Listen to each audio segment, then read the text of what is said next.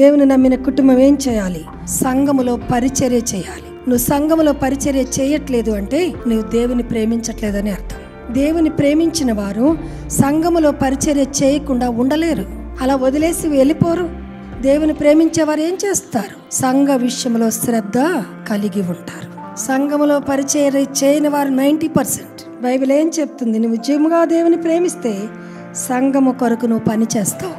దేవుని కార్యములందు ఆసక్తి కలిగి ఉంటావు. దైవ కుటుంబం ఎలా ఉంటుంది?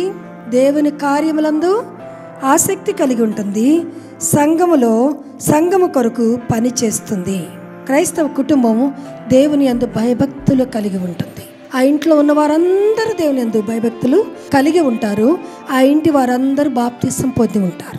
అపోస్తుల కార్యముల 10వ అధ్యాయంలో కొర్నేలు అనే ఒక ధనవంతుడు, అతడు దేవుని యందు భయభక్తులు కలవాడు, దాన ధర్మాలు చేస్తున్నాడు. ఆయన ప్రార్థనలు పరలోకానికి చేరాయంట. అతను ఒక్కడే కాదు, తన ఇంటి వారందరితో దేవుని యందు భయభక్తులు కలవాడయి ఉండెను. తన ఇంటి వారందరిని దేవునిలోనికి నడిపిస్తున్నాడు. తన ఇంటి వారందరికి భక్తిని నేర్పిస్తున్నాడు. తన ఇంటి వారందరిని భక్తి పరులుగా మార్చాడు. ఆయన దాన ధర్మాలు చేయటమే కాదు, గొప్ప ప్రార్థనాపరుడు.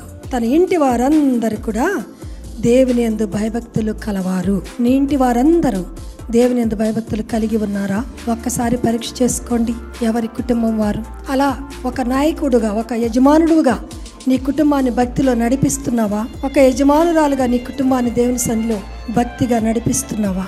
లేనట్లయితే నీ ఇంటిలోనికి అపవాది దూరుతాడు. నీవు దేవునికి దూరం అయితే అపవాదికి దగ్గర అవుతావు.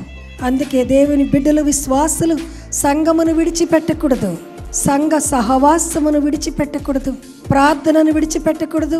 రొట్టె విరుచుట విడిచిపెట్టకూడదు. బోధను విడిచిపెట్టకూడదు. హల్లెలూయా, హల్లెలూయా.